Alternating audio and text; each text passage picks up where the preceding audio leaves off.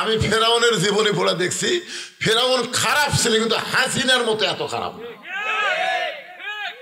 নমরুদ খারাপ ছিল কিন্তু হাসিনার মতন এত খারাপ ছিল না। কি মনে করতেছেন গীবত? আবু জেহেলের গীবত আছে? তাহলে ওবায়দুল কাদেরের গীবত কি?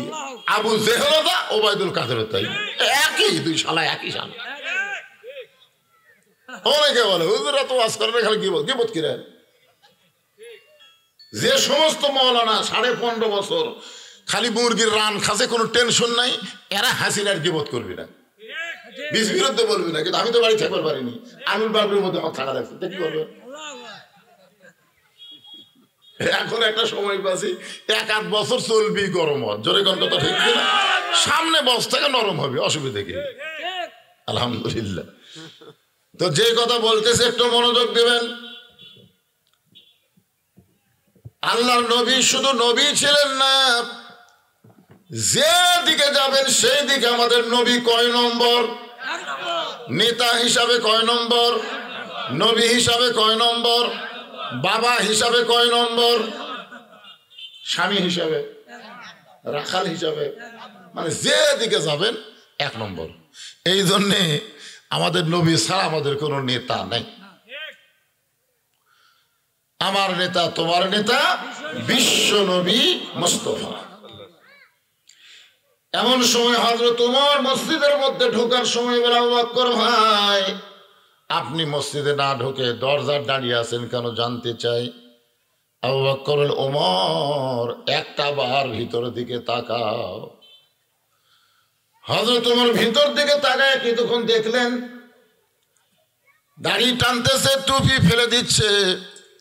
এই দৃশ্য দেখার পরে ওমর ফারুক চিৎকার করে বললেন, এই 2টা সন্তান বড় বেয়াদব হয়ে গেছে, এরা সবসময় নবীকে কষ্ট দেয়।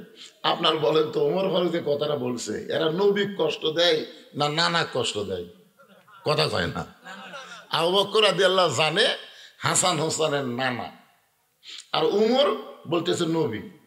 দেখার মধ্যেই তো কম বেশি আছে। হাসান হোসেন যদি জানতো যে আমার নানা বিশ্ব নবী, তাহলে দাড়ি টান মারতো, টুপি খুলে ফেলে দিত, জানে এটা আমাকে নানা।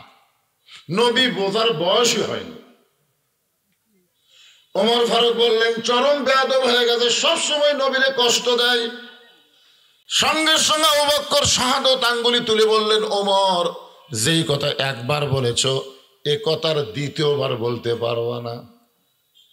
ওমর ফারুক 3 ধাপ পিছনে গেলেন, কারণ আল্লাহর নবী বলেছেন আমার 4 জন সাহাবী হলো 1 নম্বর, নরমে 1 নম্বর হলো আবু বকর, গরমে 1 নম্বর হলো ওমর, সম্পদে 1 নম্বর ওসমান, আর জ্ঞানের দিক দিয়ে 1 নম্বর হযরত আলী।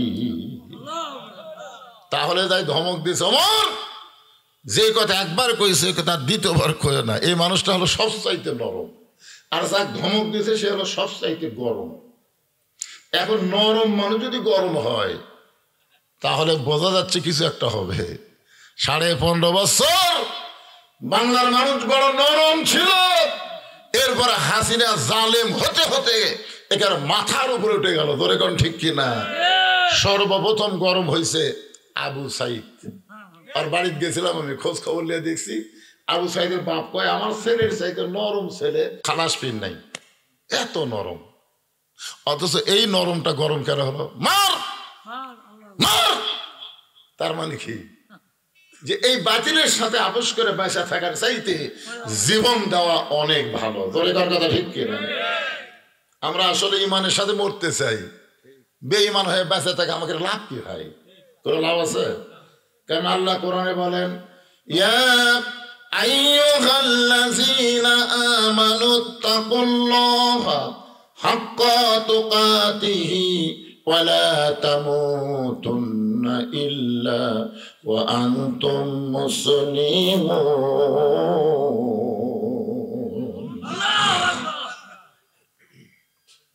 আপনারা বলেন। ওমর ফারুক 3 ধাপ পিছনে গিয়ে বলতেছে, আবু বকর ভাই আপনি এই যে গরম হওয়ার পিছনে কারণ কি? বলে কারণ হলো তুমি যে 2টা সন্তানকে বেয়াদব বলতেছো, যে এরা 2 জন বেয়াদবি করতেছে, এই 2 বেয়াদব করে তুমি চিনো? তুমি যাদেরকে বেয়াদব বলতেছে এদেরকে তুমি চিনো? আবু বকর যদি বলতো এই দুইজনকে তুমি জানো, তাহলে উত্তর দেওয়া খুবই সহজ। কিন্তু যখনই বলছে চিনো, যেরকম আমি যদি বলি আপনারা বাংলাদেশের মানুষ কোরআন শরীফ জানেন, দু একজন জানে যারা পড়বার পারে, কিন্তু কোরআন শরীফ চিনেন? একজনও চিনে না, আমিও চিনি না। আমি একজন বক্তা হয়েও আল্লাহর কোরআন চিনি না। আমি জানি কোরআন শরীফের প্রতি অক্ষরে 10টা করে নাকি, সূরা ইয়াসিন পড়লে কি সব, সূরা মূল পড়লে কি সব, এগুলো আমি জানি, কিন্তু আমি আল্লাহর কোরআন চিনি না। আমরা সেই দিন কোরআনকে চিনতে পারবো যেদিন কোরআন অনুযায়ী বাংলার মুসলমান চলতে পারবে। ধরে কোন কথা ঠিক কিনা? আপনারা বলেন তো, আমরা কোরআন শরীফ খতম দিচ্ছি, কোরআন পড়তেছি, কিন্তু কোরআন অনুযায়ী আমরা চলবার পারতেছি? তো চলার চেষ্টা করা লাগবে না? এই কোরআনকে খালি পড়ার জন্য আল্লাহ দিছে নাকি যে মাসে মাসে খতম দিবে আর বকশা দিবে? এই জন্যই কোরআন দিছে নাকি? আল্লাহ কেন বললেন অনুনাজ্জিলু মিনাল কুরআনি মা হুয়া শিফাউ ওয়া রাহমাতুল লিল মুমিনিন। এই আয়াতের বাংলা অর্থ কি? আয়াতের বাংলা অর্থ হলো সব সমস্যার সমাধান। সবাই বলবেন, বিশ্বাস করবেন, বিশ্বাসে মিলাই বস্তু তর্ক করা যাবে না। অনেকে বলবি কোরআন শরীফ কি আছে রে, এরা কারা কয়? এই কোরআন শরীফে কি আছে কারা কয়? যারা আজ পর্যন্ত না পাক এই কোরআন শরীফ হাত দেওয়া স্পর্শ করবার পারে নাই। কারণ কোরআন ধরবার গেলেও মদ্দামি লাগবে রে পাগলা, লা ইয়ামুসুহু ইল্লাল মুতাহহারুন। ততক্ষণ পর্যন্ত তুমি স্পর্শই করতে পারবে না যতক্ষণ তুমি পবিত্র না হবা। এই বাংলাদেশের অপবিত্র বিজ্জাত অবৈধ সন্তানেরা এই কোরআন দিয়ে কি হবে এ কথা বলতে পারে? কোন কথা ঠিক কিনা? বৈধ মায়ের সন্তান হালাল জাদা কোনোদিন এ কথা কখনোই বলবে না। এজন্য একটা স্লোগান দেন সাইজ মতো। আমি যেই বলবো আল কোরআনের সব সমস্যার সমাধান, আপনারা বলবেন দিতে পারে আল কোরআন। কেমনে দিবার পারে আমি বুঝাই দেবো ইনশাল্লাহ। সব সমস্যার সমাধান সবাই করেননি, কইছেন জনগণ কিন্তু বাহিরটা মনে করছে যে মাগরিবের সময় তো এমনি রাতের সময় লোক হয় না। আমি সিরত আসরে নামাজ পড়লাম, ওখানে আজকে মাহফিল হচ্ছে। আমি এলাকায় খোঁজ নিলাম কিরকম লোক হয়।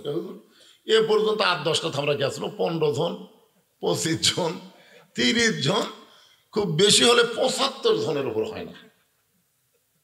আমি গেলাম কে রে, তাহলে অত লোক হয় না তো রাতে যদি হয় তাহলে মাগরিবের পর আজকে চাকল মত কি হবি?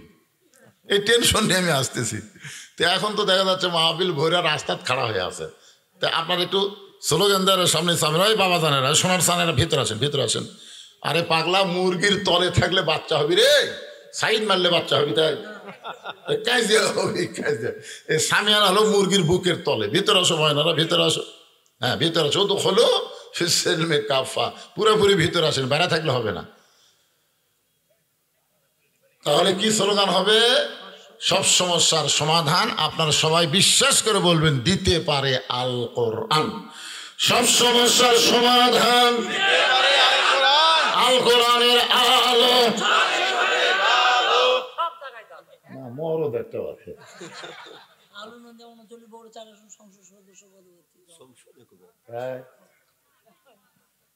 আসলে দিছে বাবা জাগা মতো।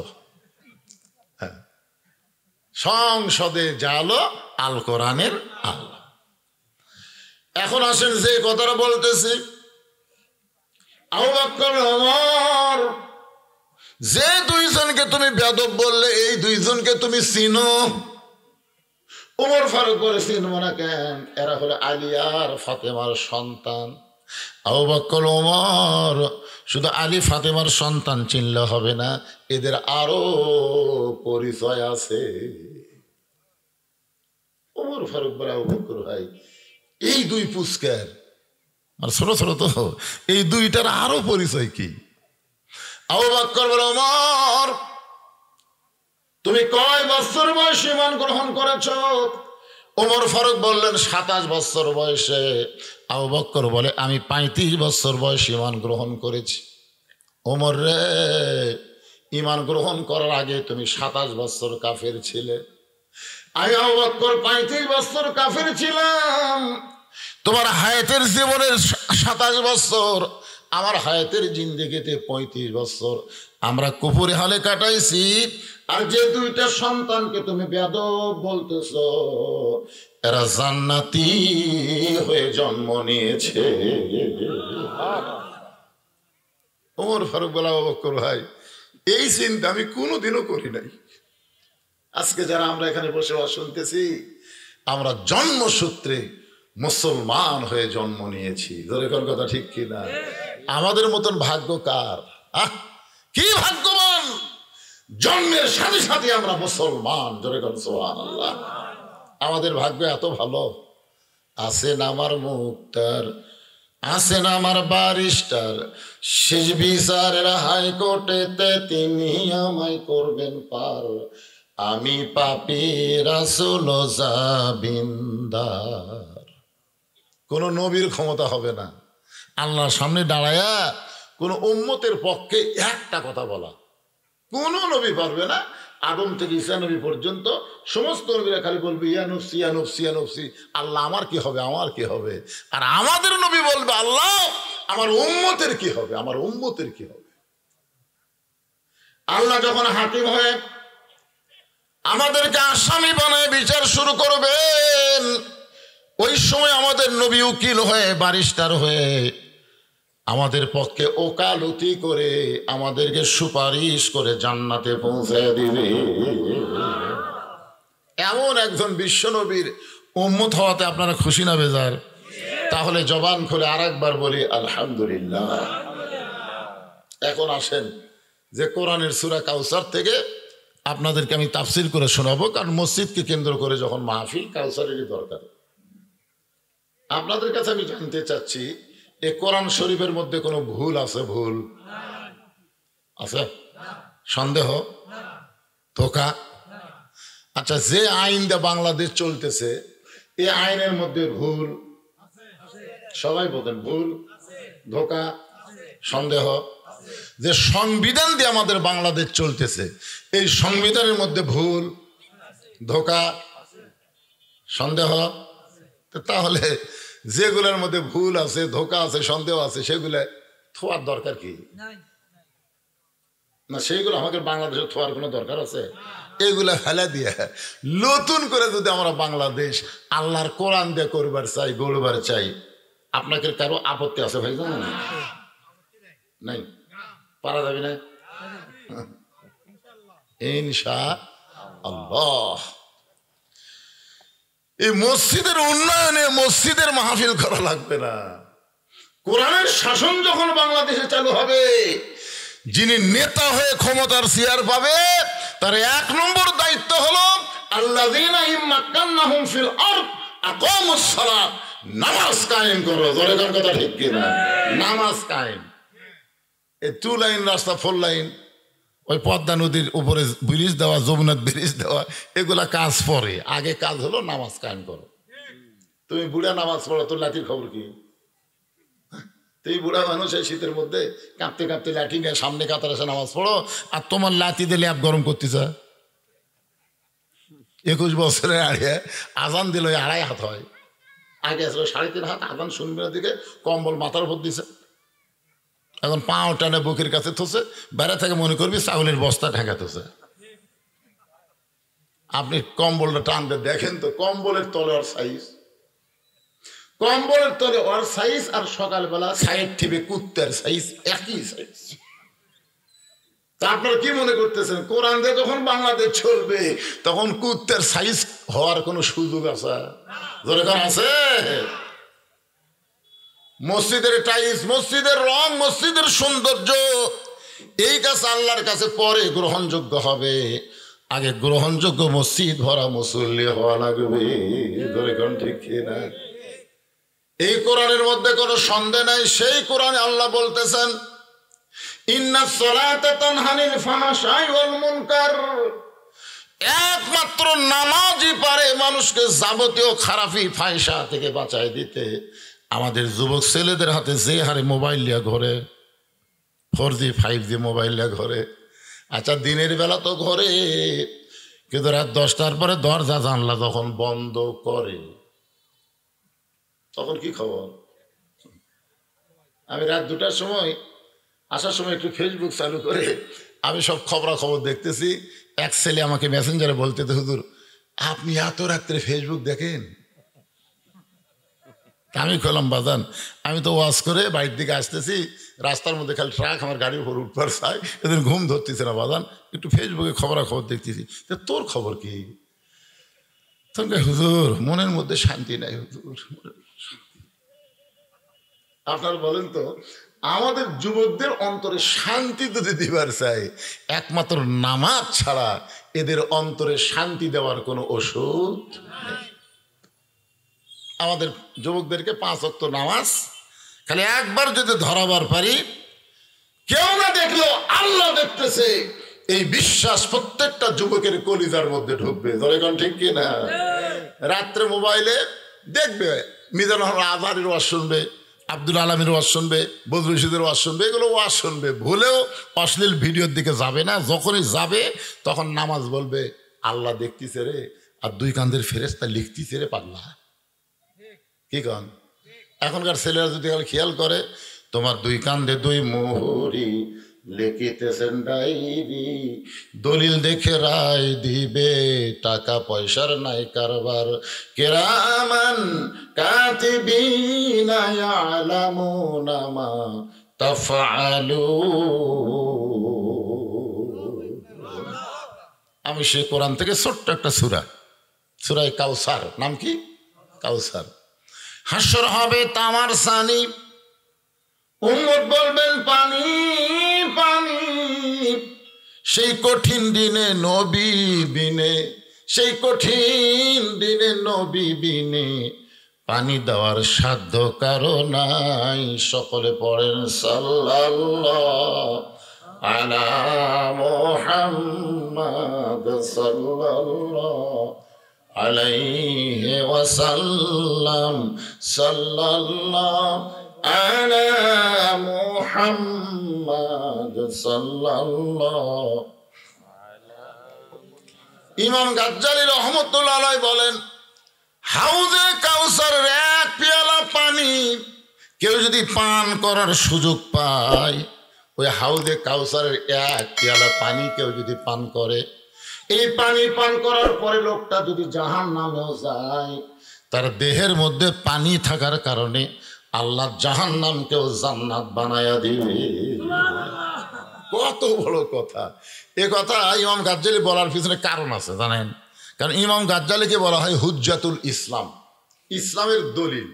ইসলামের সবচাইতে বড় দার্শনিক মুসলমানের মধ্যে ইমাম গাজ্জালীর চাইতে বড় দার্শনিক আর কেউ নেই। দার্শনিক বোঝেন আপনারা? দর্শন দেখলেই বুঝতে পারে। আল্লাহ তাকে এমন একটা ইলম দিয়েছিল, ক্ষমতা দিয়েছিল, যার কারণে তিনি বলেছেন হাউজে কাউসারের পানি পান করে কেউ যদি জাহান্নামেও যায়, জাহান্নামকে আল্লাহ জান্নাত বানাই দিবে। আচ্ছা, এটা কেন বললেন? এখানে ইমাম গাজ্জালী বুঝাচ্ছেন, হাউজে কাউসারের পানি কেউ যদি পান করে সে জাহান্নামে যাবেই না। এটা দ্বারা কি বোঝা গেল? জাহান্নামে যদি যায়।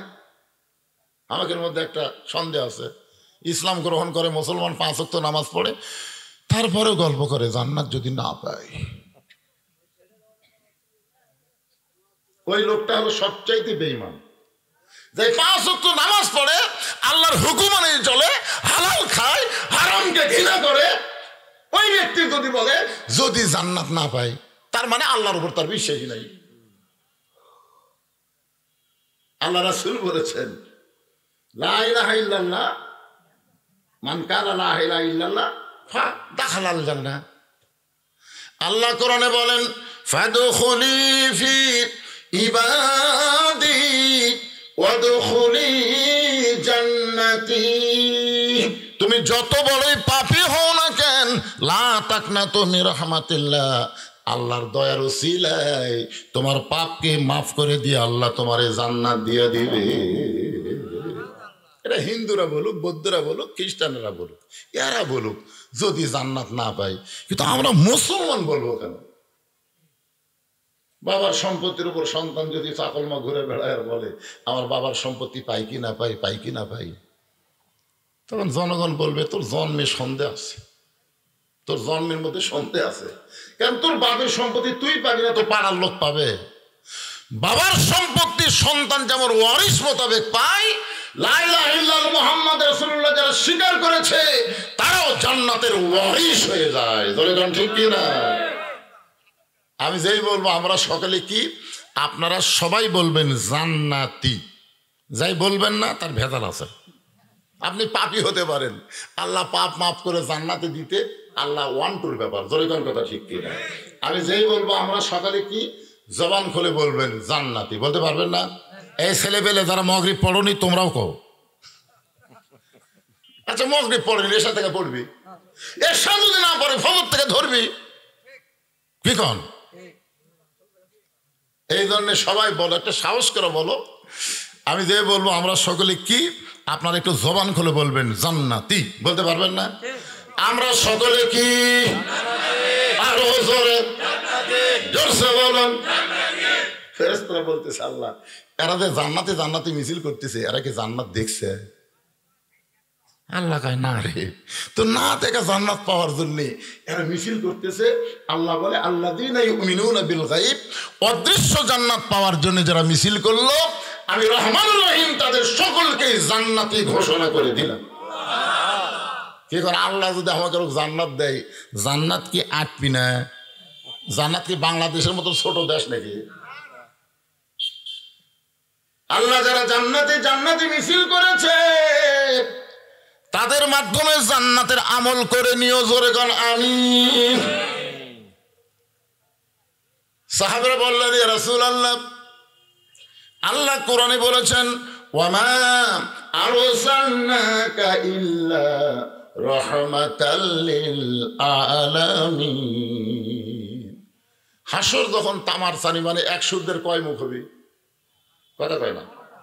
আর সূর্য কত নিচে আসবি, আর সেই সূর্যের তাপে হাসরের মাটি যখন তামার মতন হয়ে যাবে তখন আপনি হাউজে কাউসারের পানি পান করাবেন পাইকারি হারে, কারণ আপনি তো রহমাতুল লিল আলামিন, আপনার তো দয়ার শেষ নেই।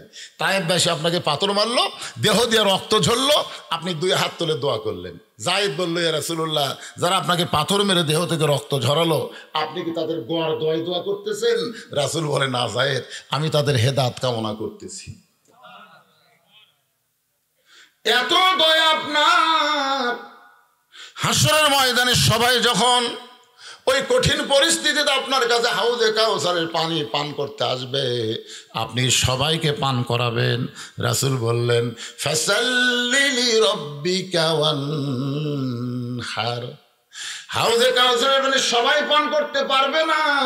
এই পানি পান করতে গেলে তাদের মধ্যে দুইটা গুণ থাকা লাগবে, একটা হলো নামাজ আর একটা হলো কুরবানি। এরাই পান করবে হাউজে কাউসারের পানি। তাহলে এক নম্বর কি? আরো জোরে করে, এক নম্বর কি? এক নম্বর হলো নামাজ। এই নামাজটা আল্লাহর নবী পাইছেন মক্কায়। নবুয়তের 10ম বৎসরে নবী নামাজ পেলেন। লাইলাতুল মেরাজে আল্লাহ তার নবীকে 5 ওয়াক্ত নামাজ দিলেন। নবুয়তের 10ম বৎসর। নবুয়তের কত বছর? 10ম বৎসরে নবী নামাজ পাইলেন। নামাজ পাওয়ার পরও 3 বছর নবী মক্কায় ছিলেন। নামাজের কথা যেখানে আল্লাহ বলেছেন সেখানে নামাজ পড়ার কথা একবারও আল্লাহ বলেন নাই। এ গোটা কোরআন শরীফ খুলে দেখেন, নামাজ পড়ার কথা আপনি পাবেন না। হাদিস পড়ে দেখেন, নামাজ পড়ার কথা পাবেন না। কোরআনের প্রথমেই দেখেন আল্লাহ কি বলতেছেন, জালিকাল কিতাবু লা রাইবা ফীহি হুদাল লিল মুত্তাকিন আল্লাযীনা ইউমিনুনা বিল গায়বি ওয়া ইউকিমুনাস সালাহ। এটা হলো প্রথম কোরআনের নামাজ কায়েমের আয়াত। এটাই হলো প্রথম। এরপরে আরো 81 জায়গা, সর্বমোট কত জায়গা? 82 জায়গায় আল্লাহ নামাজ কায়েমের কথা বলেছেন। নামাজ পড়ার কথা তো আল্লাহ একবারও বলেন নাই। নবী বললেন আল্লাহ নামাজ কায়েমের কথা আপনি বলতেছেন, কিন্তু আমার সাহাবীদের নিয়ে আমি মক্কার মাটিতে নামাজ কায়েম করতে পারতেছি না। চোরের মতন চুপি চুপি আমরা নামাজ পড়ি। 4 জন নামাজ পড়ি আর 2 জন পাহারা দেই। এইভাবে তো নামাজ পড়লে নামাজ কায়েম হবে না। আপনি নামাজ কায়েমের কথা বলেন আর আমরা নামাজ পড়তেছি। আল্লাহ আমাদের করণীয় কি? আল্লাহ বলে, হাবিব, বর্তমানে আপনি যেই পরিবেশে বসবাস করতেছেন, বর্তমানে আপনি যেই দেশে বসবাস করতেছেন, ওই দেশের নবী ইমাম হলেন আপনি, আর নেতা হলো আবু জেহেল। আপনি যে নামাজ কায়েম করবেন, নামাজ কায়েম করার একটা পরিবেশ লাগবে, সেই পরিবেশ বর্তমানে মক্কাত নাই। কারণ আপনি হলেন ইমাম, আবু জেহেল হলো নেতা। আপনার বলেন তো ইমাম আর নেতার মধ্যে তফাৎ কি? আরবিতে ইমাম, বাংলায় নেতা। তা আমি যখন জুম্মা নামাজ পড়াতাম, আমার মসজিদের মুতল্লি, মসজিদের সভাপতি, সেক্রেটারি, এরা হচ্ছে নেতা, আর আমি হলাম ইমাম। একদিন আমি নামাজ পড়বার দেয় দেখি মসজিদের দরজার সাথে 3টা মুসল্লি খাড়া হয়ে আছে, ওর কেউ ঢুকবার দেয়নি। ওরা মসজিদ ঢুকবার সাথেই মসজিদের সবাই মসজিদ হোক হারাম যা, তো ওরা খালি 3জন খাড়াই আছে, দেখি হুজুর আসুক্ত। আসলে সভাপতি ইমাম না হুজুর ইমাম। এই সভাপতি আমাকে নিষেধ করতেছে, দেখি হুজুর কি করে। মোটর সাইকেল থামাতে আমাকে বলছে যে হুজুর, মসজিদের সভাপতি, সেক্রেটারি, কেশিয়ার, এরা আমাকে ঢুকবার দিচ্ছে না। তো মসজিদের সভাপতি দেখতে, ওরা আমার সাথে গল্প করতেছে, এটা সভাপতি, হুজুর আপনি আমাদের ইমাম, আপনি ভিতরে আসেন। আচ্ছা, এটা যদি সভাপতি বলতো, হুজুর আপনি আমাদের নেতা, এই নেতাগুলি কিন্তু হুকুম করে আর পারতো না। জোরে কোন কথা ঠিক কিনা? যদি ইমাম কাছে তো আসেন। আমি বললাম যাচ্ছি। এ তোমাদের খবর কি? বলে, হুজুর আমরা তো কিস্তি লিছি, গ্রামীণ ব্যাংকের কিস্তি লিছি হুজুর। তো সোমবার দিন কিস্তি, আমার বৌসল বলতেছে কাম কাজ নাই, কিস্তির টাকা কিভাবে দিবা? কিন্তু রবিবার দিন রাত্রে একটা গরু মরছে হুজুর, আমাকে এলাকার গরু ফেলে দিয়েছে, সেই গরুর চামড়া কাটিয়ে আমরা 3জন বগুড়ার যে বেচছি। এক মুসি এসে দেখে, হায় হায়, যে কাম আমরা করি সে কাম কে করলো? পরে শুনবার পারলো যে আমরা মুসলমানেরা করছি। এটাই মসজিদ গ্রুপ জানার পরে আমাকে ভিতর ঢুকলে দিচ্ছে না। আমরা মরা গরু চামড়া বেচে কিস্তি দিছি, এটা শুনে আমাকে ঢুকতে দিচ্ছে না। এখন আপনি কি কন? আসো। আমি বললাম আসো। মসজিদের সভাপতি, সেক্রেটারি 3জন খাড়াই বলে, হুজুর আপনি আমাকে ইমাম হয়ে আমাদের বিরুদ্ধে আপনি কাজ করতে পারেন না। আমি বললাম, পাগলা, আরবি না কয়ে বাংলা কত বল, আপনি আমাদের নেতা হয়ে বল। হচ্ছে ইমাম তো ইমাম, নেতা কি? ইমাম তো ইমাম মানে নেতা কি বুঝিস? আরবিতে ইমাম, বাংলা হলো নেতা। তারা 3জন মরা গরুর চামড়া বিক্রি করে কিস্তি দিছে, যার কারণে তোমরা মসজিদ ঢুকবার দিচ্ছে না। আচ্ছা, মরা গরুর চামড়া বিক্রি করলে খুব বেশি হলে গুনাহ হবে, নাই কবিরা গুনাহ হবে, আল্লাহ তওবা করলে মাফ করবে। আমি এখন ইমাম হয়ে বলতেছি, এই মসজিদে যারা মুসল্লি, তাদের মধ্যে যারা সুদ খাও তারা বেড়ে যাও। যেই বলছি তারা সুদ খাও তারা বেড়ে যাও। মরা গরুর চামড়া বেচা কিস্তি দিলে বড় জোরে 100টা গুনাহ হতে পারে, কিন্তু যে বেটা সুদের 1 টাকা খায় সে নিজের মায়ের সাথে 42 বার জিনা করার গুনাহ হয়। এখন মসজিদের মধ্যে দেখো তো কারা কারা সুদ খায়, ঘাট ধরে বার করে দাও। তখন সভাপতি, সেক্রেটারি, কেশিয়ার বলতেছে, পড় তোরাও নামাজ। মানে ওই শালা 3জনের মধ্যে একটা সুদ খায়। তোরা বুঝতেছেন না? নবী হচ্ছে মক্কার ইমাম আর আবু জেহেল হচ্ছে নেতা। আমাদের বাংলাদেশের হুজুরা হলো মসজিদের ইমাম আর সমাজের নেতা হলো আবু জেহেলের গোষ্ঠী। ধরে কোন কথা ঠিক কিনা? এই অবস্থায় বাংলাদেশের নামাজ কায়েম হবে না। নামাজ কায়েম করতে গেলে যিনি ইমাম হবে তাকে নেতা হওয়া লাগবে। আল্লাহ বলেন, হাবিব মক্কায় আপনি চুপি চুপি যেটা করতেছেন সেটা হলো নামাজ পড়া, কিন্তু আমি নামাজ পড়ার জন্য দেই নাই, নামাজকে কায়েম করতে হবে। এই নামাজ কায়েম করতে গেলে মক্কার পরিবেশে হবে না, আপনাকে মদিনায় হিজরত করা লাগবে।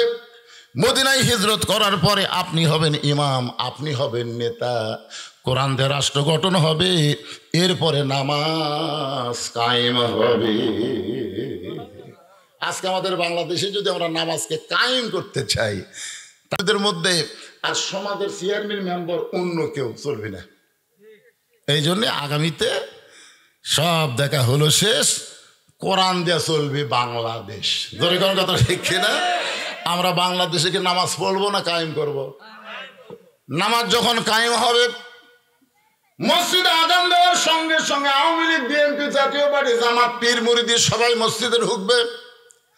মসজিদে ঢোকার পরে যখন মুয়াজ্জিন আকামত দিবে, আকামত দেওয়ার সঙ্গে সঙ্গে আওয়ামী লীগ, বিএনপি, জামাত সবাই কাতারবদ্ধ হয়ে দাঁড়াতে হবে। আওয়ামী লীগ যদি বলে আমি 4 আঙ্গুল সামনে যাব, জামাতে ইসলাম টান দেখো বিলাইন তাই। বিএনপি যদি বলে আমি 4 আঙ্গুল পিছনে থাকবো, পিছনে ঠেলা দিয়ে বলবে কাতারবদ্ধ হ। ধনীর কাছে ফকির গেলে ধনী যদি কোনার ঘুতা মারে, তুই ভিক্ষা করে খাস, আমার বাড়ির তুই আমার কাছে খান। ফকির কোনার ঘুতা দিয়ে বলবে তুই ধনী আমি ফকির, বাইরে তুই আইন। ভিতরে কোনো আইন চলবে না, মানুষের আইন চলবে আমার আল্লাহর ধরে। ঘন কথা ঠিক কিনা? কালোর কাছে ফর্সা, ফর্সার কাছে কালো, এসপির কাছে চকিদার, তেলতেলা পায়ের কাছে পাও ফাটা। গোড়ালির সঙ্গে গোড়ালি মিল করে যখন কাতারবদ্ধ হবে, ওই কাতারবদ্ধ হওয়া মানে মুসলমানের মধ্যে 14 দল 20 দল থাকবে না। সব মুসলমান নামাজের মাধ্যমে, নামাজ কায়েমের মাধ্যমে এক কাতার হয়ে যাবে। ধরে গণ ঠিক কিনা? আল্লাহ কোরআন কারিমের মধ্যে বলেছেন ওয়াতাসিমু বিহাবলিল্লাহি জামিআ ওয়া লা তাফাররাকু। তোমরা বিচ্ছিন্ন হয়ে না, তোমরা দলাদলি করো না, বরং তোমাদেরকে একত্র হওয়া লাগবে। আমরা মুসলমান যদি একত্রে বসবাস করতে চাই, নামাজ ছাড়া আমাদের কোনো উপায় নেই।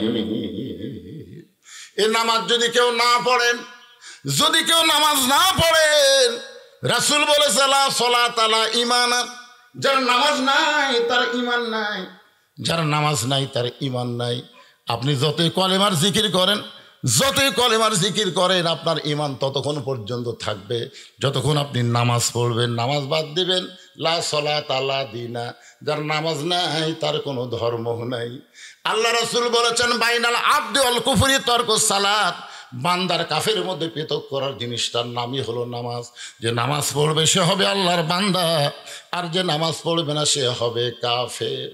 রাসূল কঠিন কথা বলেছেন, মান তারাকা সালাতু মুতাম্মিদান ফাকাত কাফারা। ইচ্ছা করে একটা ওয়াক্ত নামাজ যারা বাদ দিল, তারা আল্লাহর সঙ্গে কুফরি করলো। এত পাপ হবে নামাজ না আদায় করলে। এই পাপ থেকে বাঁচার জন্যে আমাদের নামাজ কায়েমের আন্দোলন করা দরকার আছে না নাই? জোরে করে আছে না নাই? এদের টুপিওয়ালা ভাই একটা কথা কয় না বলে, এদের কে ভাই কিছুই কর না কেন ভাই?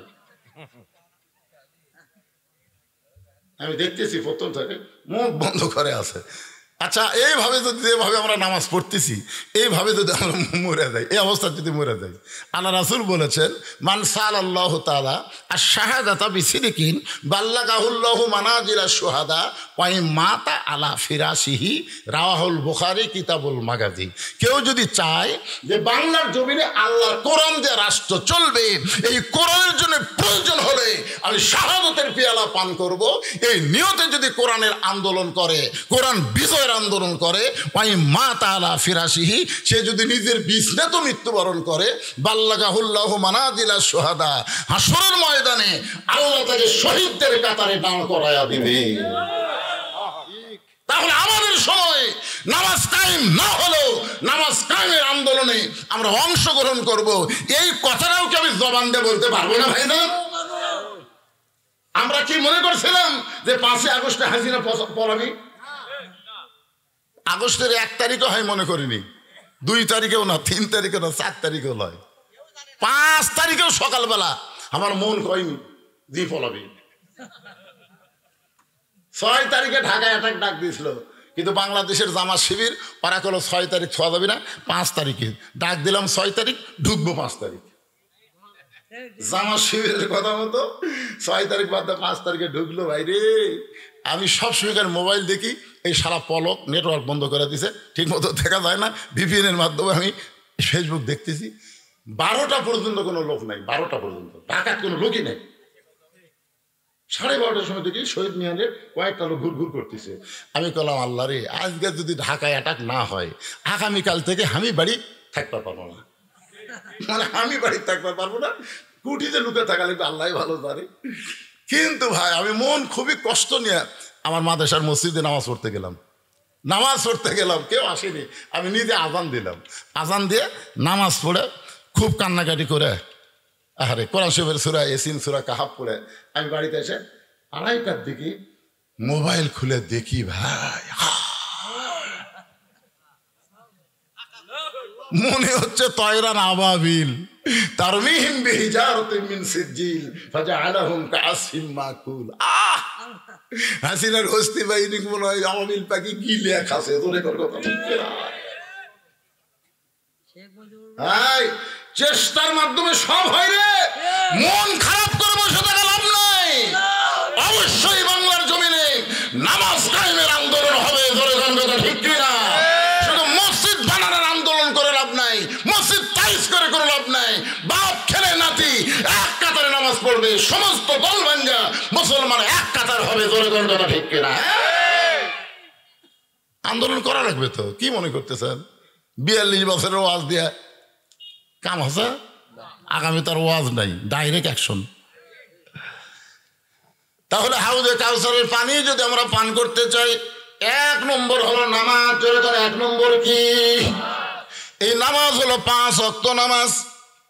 আবার মনে করেন না এই নামাজ হলো জুমার নামাজ, এটা যেন মনে করেন না। কারণ লাইলাতুল মেরাজে আল্লাহ নবীকে যে নামাজ দিছে এই 5 ওয়াক্তর মধ্যে কিন্তু জুম্মা নাই। কি নাই? জুম্মা নেই। এই জুমার নামাজ কখন হয়েছে জানেন? জুমার নামাজ কিন্তু আল্লাহ রাসূল দুনিয়াতে পাচ্ছে, আরো সে পায়নি। জুমার নামাজ আল্লাহ রাসূলকে আল্লাহ দুনিয়াতে দিছে যখন রাসূল মদিনার প্রেসিডেন্ট হলেন তখন। অনেকে জুমার নামাজ পড়ে আর মনে মনে কয় আমিও নামাজি হুজুর। তো নামাজের সুরত কি? বলে সবার শেষে যায় আগে বাইরে হই হুজুর। আপনারা বলেন তো জুম্মার নামাজও যদি আপনারা পড়বার চান আল্লাহর হুকুম কি কন্ত? না না, জুম্মার নামাজ যারা পড়েন 5 ওয়াক্ত পড়ে না, খালি জুম্মা পড়ে, তাদের জন্য আল্লাহর হুকুম কি? আল্লাহর হুকুম হলো ইযা নুদিয়া লিস-সালাতি মিন ইয়াউমিল জুমআ ফাসআউ ইলা যিকরিল্লাহ। জুমার নামাজের যখন আজান হবে ওই আজান শোনার সঙ্গে সঙ্গে তড়ি ঘড়ি করে মসজিদে যাওয়া লাগবে। হুকুম কার? আরো ধরে বলে হুকুম কার? কোরআন দিয়ে আল্লাহ যেটা বলেছে এইটা হলো ফরজ, আর হাদিস দিয়ে নবী যেটা বলেছে এটা হলো সুন্নত। তাহলে এখানে কোরআনে আপনি ডাইরেক্ট পেলেন ফাসাও। ফাসা মানে কি? হেঁটে হেঁটে, হাঁটাও লয় দৌড়ানো লয়। মাঝখানটি দেখে ডায়াবেটিস হলে হাঁটে না, ডায়াবেটিস যার আছে এরকম জোরে জোরে পারলে সামনে কাতার। সর্বপ্রথম যে ব্যক্তি ঢুকবে আল্লাহ রাসূল বলেছেন একটা উট কুরবানির সওয়াব দেওয়া হবে। সুবহানাল্লাহ। এটা আবার ইমাম গাজ্জালি ব্যাখ্যা করে বলেছেন প্রথম 3 মিনিটের মধ্যে যারা মসজিদে ঢুকবে, কয় মিনিট? একটা উট কুরবানির সওয়াব পাবে। 5 মিনিটের মধ্যে যারা ঢুকবে একটা গরু কুরবানির সওয়াব পাবে।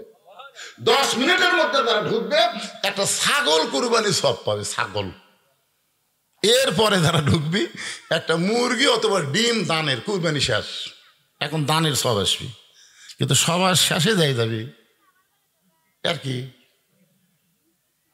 নিয়ত করছে আল্লাহ, বইয়ের ঘরে বাচ্চা আইছে তো নিয়ত করছে আল্লাহ আল্লাহ একটা পুত্র সন্তান যদি দেও আল্লাহ, পীর সাহেব একসঙ্গে ভাত খিলাবো।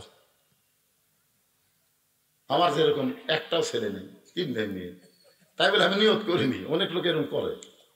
আল্লাহ একটা মেয়ে দিছে, কিন্তু নিয়ত কোনো পীর সাহেব খিলাবো, তাও আল্লাহ মেয়ে দিল। পরের বছর আবার বইয়ের ঘরে বাচ্চা আইছে, নিয়ত করছে আল্লাহ যদি একটা পুত্র সন্তান দাও মসজিদের ইমামকে একসঙ্গে ভাত খিলাবো। সেইবারও একটা কন্যা সন্তান। পরের বছর আবার চান্স দিছে, দেখি আল্লাহ কি করে। বইয়ের বেড়ে যখন বাচ্চা আছে রাগ করে বলছে আল্লাহ আমার যদি একটা পুত্র সন্তান দাও আমি শয়তানকে একসঙ্গে ভাত খিলাবো। ওই জানে যে আমার পুত্র হবেই না, এই মনে করে নিয়ত করছে। আল্লাহর কি কাম, একটা পুত্র হচ্ছে। যে পুত্র হওয়ার পরে ছেলের মা খালি কোনো দেখায় আমার বাবুর শরীর গরম করতেছে, আমার বাবুকে আমার খাচ্ছে না, মান্নত পুরা করো, মান্নত পুরা করো, মান্নত পুরা করো। হলো ওয়াজিব। স্বামী কয় এমন মান্নত করছি রে, পীর পাওয়া যায়, হিন্দুর পাওয়া যায়, কিন্তু শয়তান কোথায় পাই?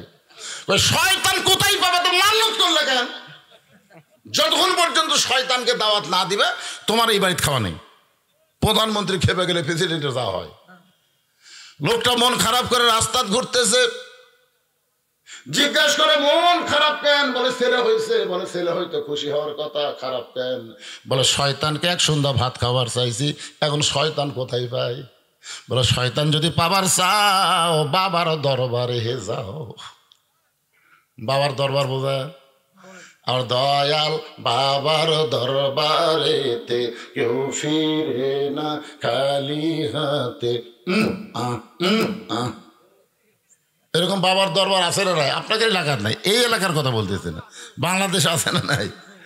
ওই বাবার দরবারে গেছে। বাবার দরবার গেলে শয়তান কেমনে বাবা দিবে? বলে আমার বাবা এমন একজন বাবা, চোখ বন্ধ করে কাবার মুরগি খেদায়, চোখ বন্ধ করে বাংলাদেশে আর মুরগি দেখে কাওয়ায়, এখান থেকে ইল বলে মুরগি খেদাইয়া দেয়। বাবার কাছে গিয়ে বলতেছে বাবা আপনার কাছে কি শয়তানের খোঁজ আছে? বাবা রাগ করে বলে আমার কাছে মানুষ আল্লাহর খোঁজে আসে, তুই শয়তানের খোঁজে কেন আইলি? বলে আমার আল্লাহ পুত্র দিছে, নিয়ত করেছিলাম শয়তানকে এক সন্ধ্যা ভাত খাওয়াবো। বাবার হাতে লাঠি ছিল, মারছে বাড়ি, পিটন খায় আসতে ইমামের সাথে দেখা, মসজিদের ইমাম মন খুব খারাপ, এখন কাজ কামের দিন, মুসল্লি খুব একটা মসজিদে আসতেছে না, আলু লাগান সরষে লাগান এইরকম কাজের দিনে, জুম্মার দিনেও মুসল্লি কমে গেছে। ইমাম মন খারাপ করে রাস্তাতে আসতেছে, ওর সঙ্গে দেখা। কোথায় গেছিলে? বলে বাবার কাছে গেছিলাম শয়তানের খোঁজে। বাবা শয়তানের খোঁজ তো দিলই না, বরং বাড়ি মারলো। শয়তানকে কেন খুঁজতেছো? বলে একটা পুত্র সন্তান হচ্ছে, শয়তানকে এক সন্ধ্যা ভাত খাওয়াবো। ইমাম বলতে যে শয়তানকে যদি দেখবার চাও তাহলে বাবার দরবারে দেওয়া লাগবে লাগাতার 3 জুম্মা। তুই মসজিদের বারান্দায় বসে খেয়াল করে দেখবে, সবার শেষে যেই ব্যক্তি আইছে মসজিদে, আবার সবার শেষে যেই ব্যক্তি যাবে, ওই ব্যক্তি একই আমল যদি 3 জুম্মা করে, তাকে এক সন্ধ্যা খাওয়ালেই তোমার মান্যত পুরা হবে। সবার শেষে যে আসে আর সবার আগে যায় ওই মুসল্লি না, ও হলো ফাওয়াই লুল্লিল মুসল্লিন। আসলে জুমার দিনে সবার শেষে যারা আসে, সবার আগে যারা যায়, এরা মুসল্লি না, এরা আল্লাহর সঙ্গে ঠাট্টাকারী। জোরে কোন কথা ঠিক কিনা? এরা নিজেও নামাজ পড়বে না, মানুষকেও নামাজ ঠিক মতো পড়তে দেবে না। দেখবেন রমজান মাসে তারাবির নামাজ 8 রাকাত পড়ে যারা মসজিদ থেকে বাড়ি হয়ে যায়, এরা কিন্তু নামাজি না, এরা হলো শয়তানের বড় ভাই। জোরে কোন কথা ঠিক কিনা? এই সালারা নিজেও পড়বি না, যারা 20 রাকাত পড়তেছে এরকমও পড়বার দিবি না। তোর 8 রাকাত পড়া লাগে, তুই মসজিদ তোর বাড়ি পড়। মসজিদ কমিটির উচিত হলো যারা 20 রাকাত নামাজ পড়বে না তার বারান্দা থাক, সারা দুর্বল পাটি বারান্দা থাক। তোর মসজিদের সামনে কাতার 8 রাকাত পড়ে ওই দূর দূর করে বাইরে যাচ্ছে, ওর ধারত একজন কয় ওই যখন 8 রাকাত পড়লো হামও 8 রাকাত। আজ থেকে 10 বছর আগে আমার মসজিদে 8 রাকাত পড়ার একটা পার্টি আমি দেখিনি, দিন দিন দেখতেছি 2-1 বাড়াচ্ছে। কি রমজান মাসে একটা নফল ইবাদত করলে অন্য মাসে একটা ফরজের সমান সওয়াব। জোরে জোরে কথা ঠিক কিনা? আইমিয়া রহমত ফেরত দাদাদের মাস, আগামীতে আবার পাবা কিনা তার কোনো গ্যারান্টি নাই। পাইছো যখন আল্লাহর নিয়ামত মনে করে বেশি বেশি ইবাদত করো। জোরে জোরে ঠিক কিনা? একটু মনোযোগ দিয়ে শুনবেন। ওই মসজিদের বারান্দায় বসে আছে শয়তান দেখার জন্যে। প্রথম জুম্মায় দেখছে সবার শেষে আইছে ওর চাচা, বাপের ছোট ভাই সবার শেষে আইছে। মনে মনে বলতেছে আল্লাহ কাজ কামের দিন, চাচা না হয় শেষে আইছে, চাচা যেন আগে না যায়। ওই চাচাই সবার আগে মসজিদ থেকে বের হয়ে গেল। দ্বিতীয় জুম্মায় দেখতেছে সবার শেষ ওর চাচা, সবার আগে চাচা বার হয়ে গেল। এখন ফাইনাল জুম্মা, জোরে কোন কি জুম্মা? ফাইনাল জুম্মায় দেখে চাচাই সবার শেষে আইছে। আল্লাহকে বলতেছে আল্লাহ দরকার হলে আমি আরো 3 জুম্মা দেরি করব, কিন্তু চাচাক আমি শয়তান দেখবার চাই না। আল্লাহ আজকে কোন রকমে চাচা যেন 2 ধনের পরে বার হয়। ওই যতই দোয়া করুক ভাইজান, শয়তানের জন্য দোয়া কোনোদিন কবুল হয় না। বিশ্ব ইস্তেমায় তুমি সুদ খাছো, ঘুষ খাছো, তুমি মাগিবাজি করেছো, সমস্ত খারাপ কাম করেছো, আর আখি মোনাজাতে তুমি কাঁদতেছো। আল্লাহ কয় অত সহজ না। হকুল ইবাদতের মধ্যে যদি কোনো কমতি থাকে সেই বান্দাদের মধ্যে মাফ চাও, তারপরে আমার কাছে দোয়া করো, কবুল হবে। হকুল্লা আমি আল্লাহ ইচ্ছা করলে মাফ করে দিব। তোরে কোন কথা ঠিক না? সুদ খাসে, ঘুষ খাসে, পরের জমির আল ফেলেছে, মেয়েকে 1/2 বিঘা জমি দিয়া ছেলেকে 10 বিঘা জমি দিয়া হজ করবার গেছে। এখন কাবার চামড়া ধরে কান দিচ্ছে আর বলতে আল্লাহর দুই কান্দের ফেরেশতা, আল্লাহ এই শালাক মাফ করবেন না, এই কিন্তু বেটাক 10 বিঘা দিয়ে বেটিক হাফ বিঘা দিতে, তাও রাস্তার ফেরত যে জমিতে আবাদ হয় না। কি মনে করতেছেন ভাই, খালি দোয়া করলেই কবুল হবে? বড় পীর আব্দুল কাদের জিলানির কাছে এক ছেলে বলতেছে, হুজুর দোয়া করে আল্লাহ যেন একটা পুত্র দেয়। আব্দুল কাদের জিলানি খুশি মনে দোয়া করছে। যাও, পরের বছর এসে কয়, হুজুর কি দোয়া করলেন, ভালো করে করেন, এখনো ছেলে হয়নি। বড় পীর আব্দুল কাদের জিলানি বলতেছে, যাও আল্লাহ তোমাকে এবার একটা পুত্র দিবে, যাও দোয়া করে দিলাম। তৃতীয় বছর এসে কয়, হুজুর আপনি ওলি না কলি, কি দোয়া করেন বাচ্চা হয় না? আব্দুল কাদের জিলানী এবার হাত না তুলে চোখ বন্ধ করছে। কেন বিয়ে করছো? না। তো বিয়ে করিসনি? বিয়ে করলে তো বাচ্চা এমনি হবে হুজুর, দেখি তো বউ ছাড়া দোয়া দেয় বাচ্চা পাওয়া যায় কিনা। আরে সুদ খাও, ঘুষ খাও, আর তুমি হাত তুলে দোয়া চাও, ইয়ের কি মারো আল্লাহর সাথে। ইবাদত কবুল হওয়ার শর্ত হলো হালাল খাদ্য খাওয়া লাগবে, জোরে কথা ঠিক কিনা? হালাল কাপড় পরিহার পরা লাগবে, হারাম কাপড় পরে হারাম খাইয়া যতই দোয়া করেন আল্লাহর দরবারে কবুল হবে না। একটু খেয়াল করবেন, ফাওয়াইলুল লিল মুসাল্লিন, দোয়া করতেছে আল্লাহ চাচা যেন আজকে বের না হয়, ওই চাচাই সবার আগে বের হয়ে চলে গেল। ভাসতে একদিক দিয়ে খুশি, একদিক দিয়ে বেজার। খুশি হওয়ার কারণ হলো শয়তান পাওয়া গেছে, মান্নত পুরা হবে। আর বেজার হওয়ার কারণ হলো চাচাই যে শয়তান আছে। এখন কি করবে? নামাজ শেষ করে চাচার বাড়ির যা বলতে, চাচা আগামী সোমবার আমার বাড়িতে দুপুরবেলা আপনার দাওয়াত। এ দাওয়াতের কথা শুনে চাচা কান্না শুরু করছে। ভাস্তা বলে, চাচা কান্দেন কেন? বলে, বেটার বইয়ের অত্যাচারে আজকে 3 বছর হলে বেটার বাড়িতে আমার খাওয়া হয় না। বেটার বইয়ের অত্যাচারে 3 বছর হলে বেটা আমার ঠিক মতো খাওয়ায় না, আর তুই ভাস্তা হয়ে চাচাক দাওয়াত দিলি, আসলেই আমার ভাগ্য ভালো। ভাস্তা মনে মনে কয়, চাচা কি দেখাতে দাওয়াত দিছি, আগে বলা যাবে না, আগে কামটা হোক তারপরে বলবো। তোরে ঠিক কিনা? সোমবার দিন মুরব্বী রাস্তা দিয়ে যায়, যত মুরব্বী পায় সব মুরব্বীকে ডাকতে বলে, শোন। বলে কি হয়েছে? বলে আমার ভাইস্তা আমাকে দাওয়াত দিচ্ছে, দুপুরবেলা আমাকে খাওয়াবে। মুরব্বীরা কান ধরে বলে, তোর ভাগ্য ভালো, আমাদের বেটার বইয়ের কারণে বেটা আমাদেরকে ঠিক মতো দেখতে পারে না। এইরকম কতকগুলো বাবা আছে যাদের পুত্র বধূর কারণে বেটা ঠিক মতো বাপকে দেখতে পায় না। এরকম বাবা আছে না নাই? আমি ছেলেদেরকে বলতেছি, তোমার বউয়ের কারণে যদি তোমার বাবা কষ্ট পায়, দরকার হলে তুমি বউ পরিবর্তন করো, কিন্তু বাবার মনে কষ্ট দিও না। মিল্লাত আবিকুম ইব্রাহিম ওয়া সাম্মাকুমুল মুসলিমিন। আমাদের জাতির ভিতর খবর জানেন না? জানেন না? আমার ওয়াজে শোনেনি? তোমার হুঁশ নেই? এ ওয়াজ আপনারা শোনেন নাই? হ্যাঁ, গেছিল ইব্রাহিম নবী ইসমাইলের বাড়ি। বাবা ইসমাইল বাড়িতে আসো। ইসমাইলের বউ বলতে, কে রে, এই কে চিল্লা রে? ইব্রাহিম নবী কয়, কে রে? মেয়ে মানুষের কথা এত জোরে? আর এটাই তোমার বেটার বউ হবি রে।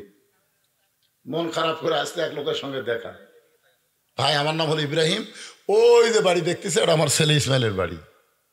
তা আমি গেছিলাম দরজার, যাই হোক আমার ছেলে বাড়িতে নাই, জানতে পারলাম। যদি আমার ইসমাইলের সঙ্গে তোমার দেখা হও, তাহলে তুমি বলো তোমার বাবা তোমাকে ওসিয়ত করেছে ঘরের চোখ আর পাল্টান লাগবে। এই বলে ইব্রাহিম নবী চলে গেছে।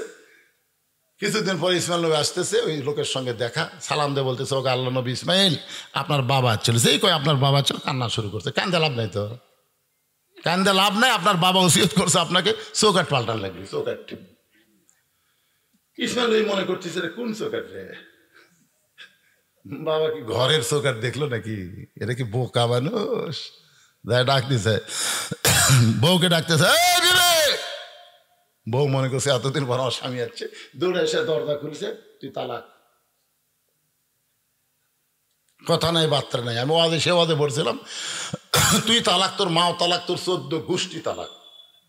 এই কথা আমি বলছিলাম, সেটা নিয়ে আলেম সমাজের মধ্যে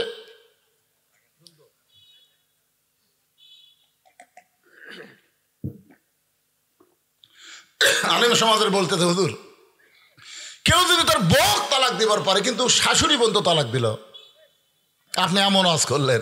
আমি বললাম, বারনান তোমরা বুঝতে ভুল করছো। কারণ বউ যদি কেউ তালাক দিয়ে শাশুড়ি বাড়ি যায়, যাই যদি বলে আম্মা মুরগি জব করে একটু ভাত খেলেন, আপনার বলেন তো শাশুড়ি ভাত খেলাবে না ঝাঁটা ধরবি? শাশুড়ি বলবে তুই তো আমার মেয়ে তালাক দিছি, আমিও তালাক হয়ে গেছি। কেন মেয়ে তালাক দিলে শ্বশুর শাশুড়ি থাকে, অটোমেটিক তালাক মানে বিচ্ছিন্ন। তালাক মানে কি? বিচ্ছিন্ন হয়ে যায়।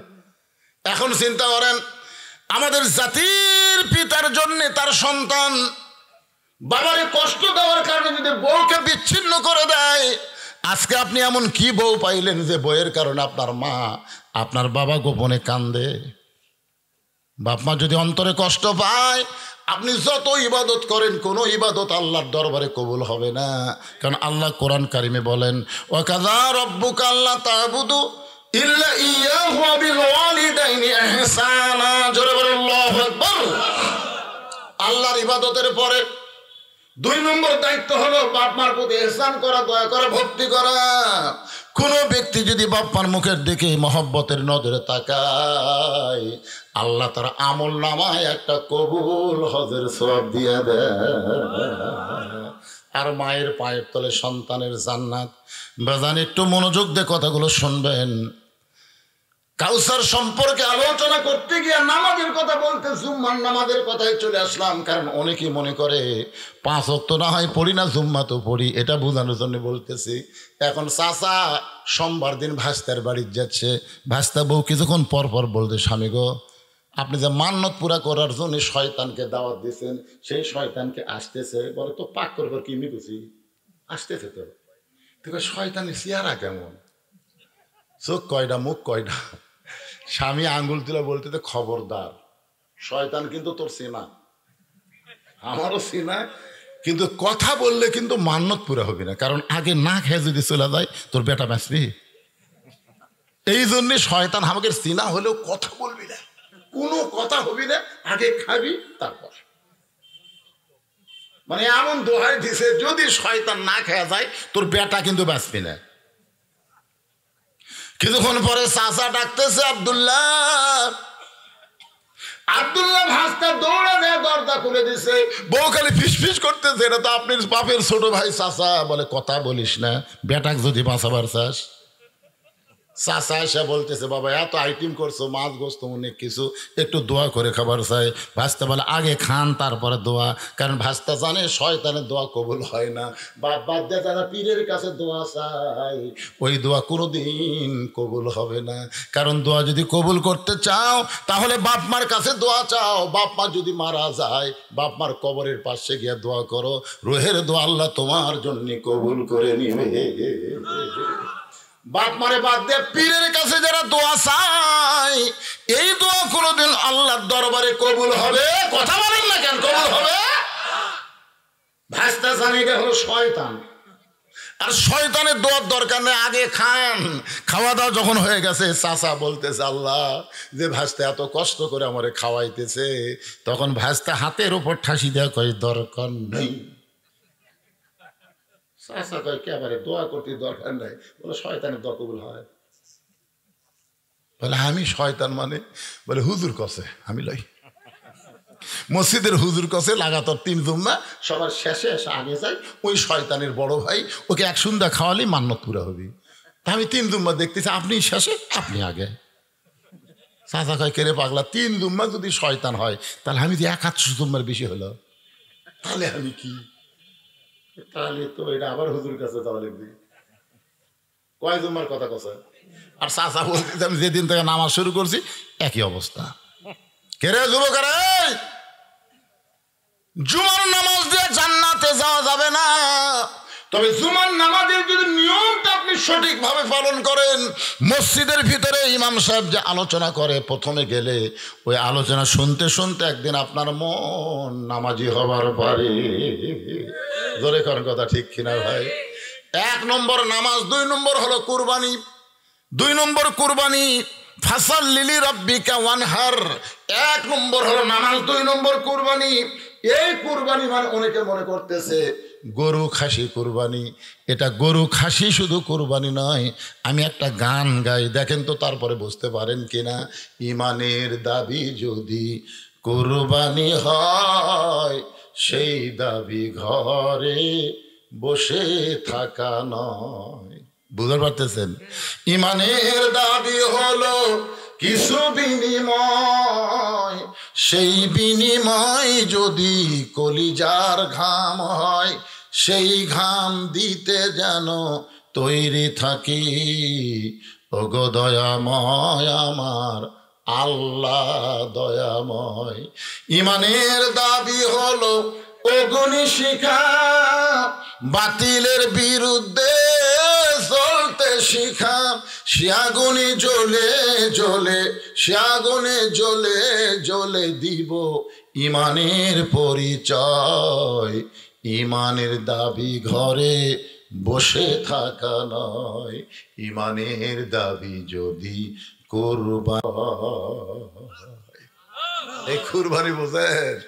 উম্মে ফজল কালো কাপড়ের মধ্যে পেঁচায় হোসাইনকে এনে যখন নবীর কাছে দিয়ে বলে, বাবা আল্লাহ তোমাকে আর একটা নাতি দান করেছে, ফাতেমার পেট থেকে আর একটা সন্তান হয়েছে বাবা, এই সন্তানকে তুমি একটু কোলে নিয়ে দোয়া করো। আল্লাহ নবীর দুটা হাত থর থর করে কাঁপতেছে, দুইটা হাত থর থর করে কাঁপতেছে। উম্মে ফজলের কোল থেকে হোসাইনকে নিয়ে হোসাইনের কপালে একটা চুম্বন দিয়ে আসমানের দিকে তুলে বলতেছে, আল্লাহ এই গোস্তের টুকরাকে তুমি কুরবানি হিসাবে কবুল করে নিও। সমস্ত সাহাবীরা বলে, ইয়া রাসূলুল্লাহ আপনার ছোট নাতি হুসাইন, আপনি দোয়া করবেন, কিন্তু কি দোয়া করলেন?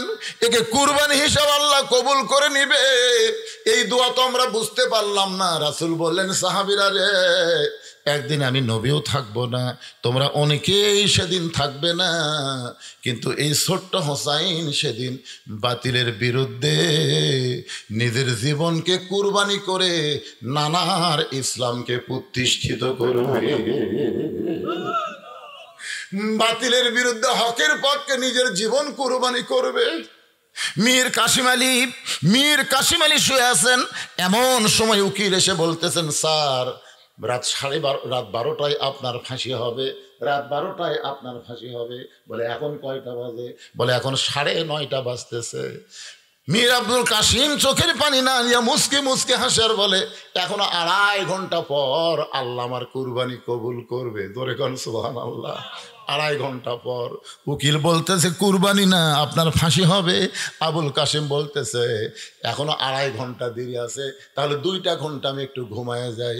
চিন্তা করে দেখেন, রাত 12টায় তার ফাঁসি হবে, আর 9:30টার সময় বলতেছে আমি একটু ঘুমায় যাই। উকিল মনে করছে ফাঁসির চিন্তায় লোকটা পাগল হয়ে গেছে, লোকটা পাগল হয়ে গেছে। এই বলে উকিল যখন ঘর থেকে বের হয়ে যায়, 2 ঘন্টা পরে এসে দেখে আবুল কাসেম নাক টানা টানা, মীর কাসেম আলী নাক টানা টানা ঘুম পাড়তেছে, নাক টানা টানা ঘুম পাড়তেছে। ঘড়ির দিকে তাকায় দেখে 11:30 বাজতেছে। এমন সময় পায়ের আঙ্গুলি নড়া করলে ঘুম থেকে চেতন পায়। বলে ভাইজান 12টা কি বাজছে? বলে এখনো 8 ঘন্টা দেরি আছে।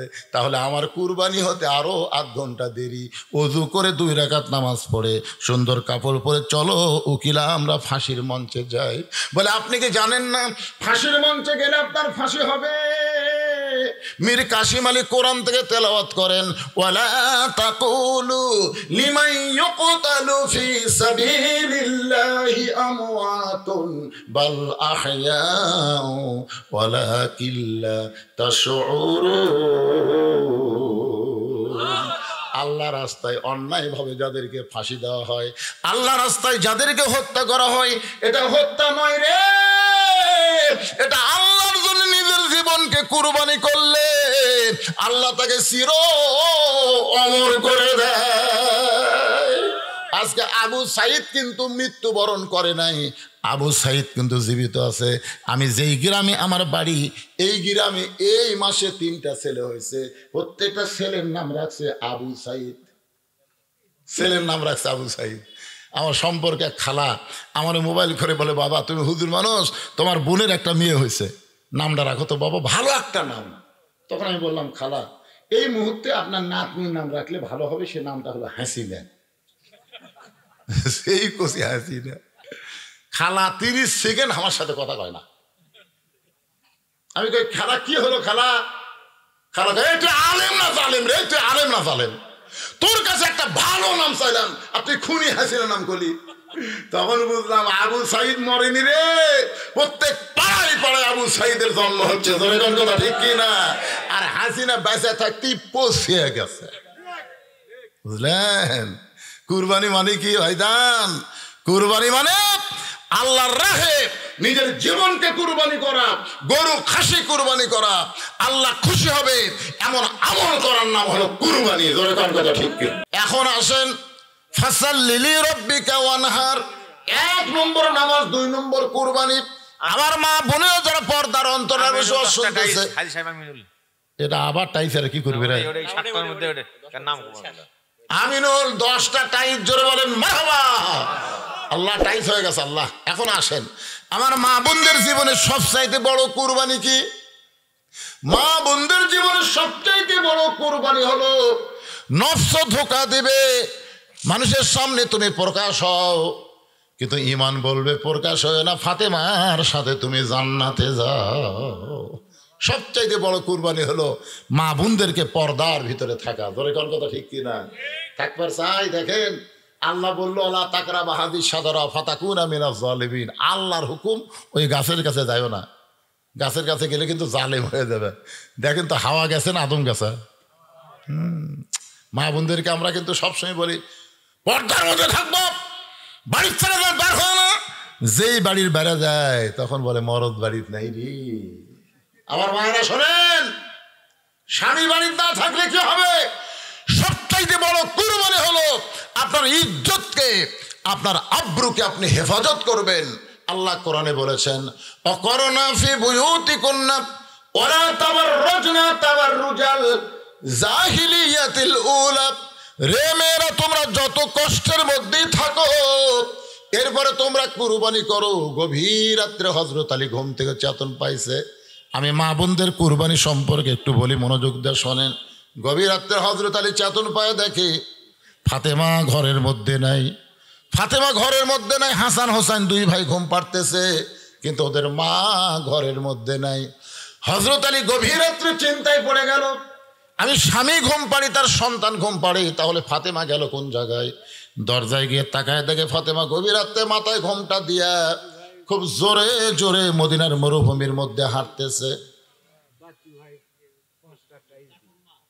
চাকলমার বাচ্চু ভাই 5টা টাইস দান করবে, লিতে থাকো, অসুবিধা নাই, লিতে থাকো। 16 বাই 16 5টা টাইস দান করবে, আল্লাহ দানকে কবুল করেন, জোরে করেন আমিন। হযরত আলী ফাতেমার পিছনে নিরাপদ দূরত্ব বজায় রেখে হাঁটা শুরু করলেন। ফাতেমা কোথায় যায় দেখার জন্যে। আল্লাহর নবী যেই ঘরে শুয়ে আছে ওই ঘরে জানলার পাশে ফাতেমা দাঁড়ায়া বললেন, বাবা, আমার মা খাদিজা যদি দুনিয়াতে জীবিত থাকতো, মায়ের কাছে বলতে পারতাম, বাবা মেহেরবানি করে আপনি একটু দরজা খোলেন। রাসূল যেই মাত্র দরজা খুলেছে, ফাতেমা বলতেছে, বাবা একটু বাতি জ্বালান, একটু বাতি জ্বালান। নবী যেই মাত্র বাতি জ্বালাইছে, ফাতেমা 2টা হাত নবীর দিকে বাড়ায় দেয়। রাসূল তাকায় দেখে ফাতেমার 2টা হাতের তালুর উপরে চামড়া নাই, গোস্ত দেখা যায়। আল্লাহ নবী বললেন, ফাতেমা, জাতা ঘুরাইতে ঘুরাইতে হাতে ফোসকা পড়ে 2টা তালু তুলে ফেলে চামড়া বের হয়ে গেছে। বা এখন তোর চামড়া নাই, গোস্ত বের হয়ে গেছে। ফাতেমা বলতেছে, বাবা আপনি আমাকে বলেছেন 33 বার সুবহানাল্লাহ, 33 বার আলহামদুলিল্লাহ, 34 বার আল্লাহু আকবার, এই আমল করি আর নিজের জীবনের সমস্ত কষ্টকে কুরবানি করে আমি আমার স্বামীর সন্তুষ্টি, আমি আল্লাহর রেজামন্দি হাসিল করতে চাই। এত কষ্টের কথা দুনিয়ার কাউকে বলে নাই, বাবার কাছে গিয়া নিজের কুরবানির কথা বলতেছে। সুবহানাল্লাহ। মায়েরা, ও মা, স্বামীর কথা কোনোদিন পরকে বলবেন না। স্বামীর কথা, এখনকার মেয়েরা 2জনে একটি বসলি তো, তোরটা কেমন? আমারটা ভেড়া, আমি যা করি তাই। যত দোষ স্বামীর ধরে মেয়েরা।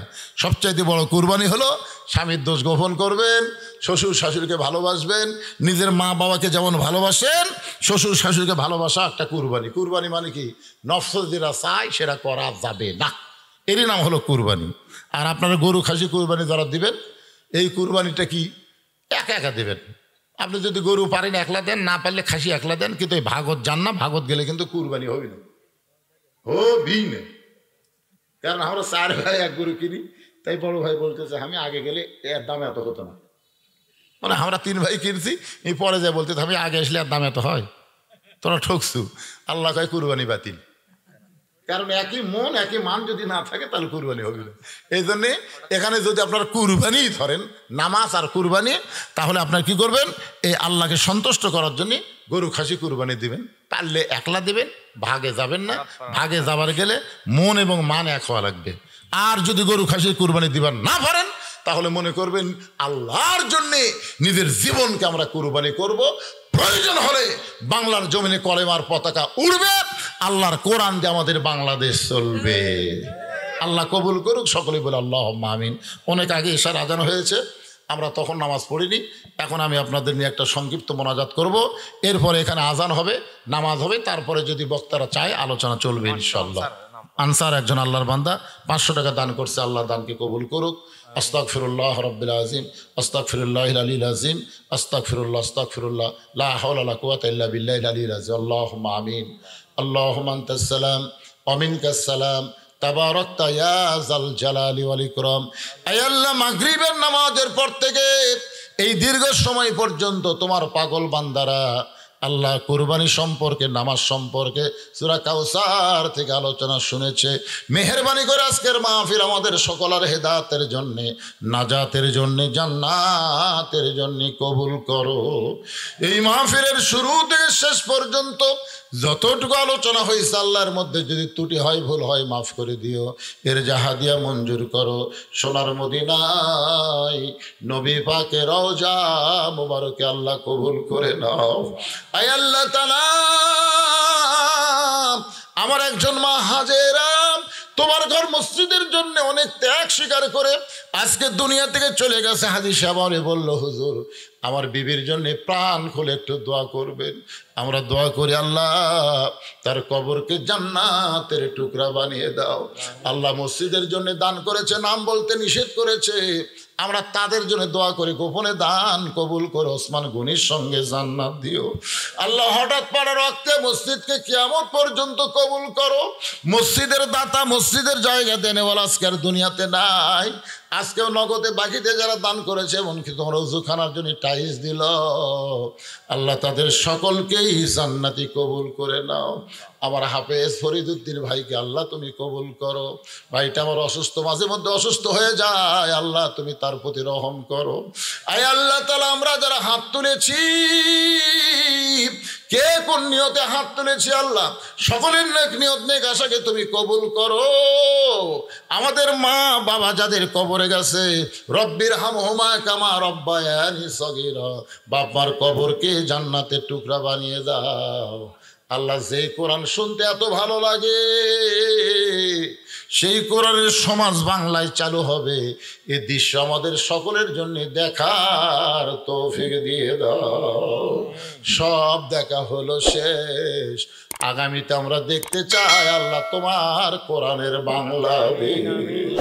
আল্লাহ কবুল করো, আল্লাহ কবুল করো। আল্লাহ সুবহান রাব্বিকা রাব্বিল ইজ্জাতি আম্মা ইয়াসিফুন ওয়া সালামুন আলাল মুরসালিন ওয়ালহামদুলিল্লাহি রাব্বিল আলামিন ওয়াজাল আখিরাতি কালিমাতুন ইনদাল মাউতি। সকলে পড়েন লা ইলাহা ইল্লাল্লাহু মুহাম্মাদুর রাসূলুল্লাহ সাল্লাল্লাহু আলাইহি সাল্লাম। আজান হবে, নামাজ হবে ইনশাআল্লাহ। আসসালামু আলাইকুম।